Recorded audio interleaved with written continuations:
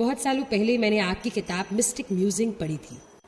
इसमें यह भी कहा गया था कि जीवन एक लगातार चलने वाली प्रक्रिया है।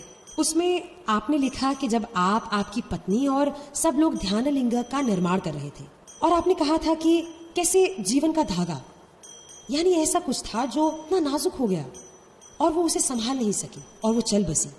आपका ये कहने से क्या मतलब था? वहां पर पूर्णिमा की शाम को सबके साथ बैठी हुई थी और 5 मिनट बाद, ये मंदिर की बात है, वो उठी और चली गई।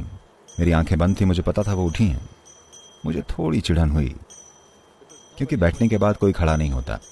जब तक हम बताते नहीं कि समय हो गया है, कोई कभी उठता नहीं है। और बाकी सारे लोगों में से मेरी पत्नी उठकर जाती हैं। मुझे थोड़ी सी चिड़चिड़ाहट हुई कि वो इतने सारे लोगों में वो क्यों उठ रही हैं। फिर मैंने नज़रअंदाज किया और बैठ गया। 5 मिनट बाद वो आई और बैठ गई। अगले 7-8 मिनट में वो बस ऐसे ही चली गई। जब मैंने देखा वो जा चुकी थी, अपने चेहरे पर एक बड़ी सी मुस्कान लिए हुए। फिर मैंने देखा उन्होंने अपने नाक से नथ उतार दी थी, उन्होंने अपनी चूड़ियां उतार दी थी, अपने पैर से बिछिया उतार दी थी। देखिए, उन्हें ये बात बोध से नहीं पता थी, पर उस वक्त उन्हें ऐसा लगा कि यही चीजें उन्हें रोक रही हैं, और उन्होंने वो सब चीजें निकाल दी और वॉश बेसिन के पास रख दी और वापस आकर बैठ गई। और आकर बैठने के अगले 7-8 मिनट में वो बहुत उल्लास की ऐसी अवस्थाओं में आई।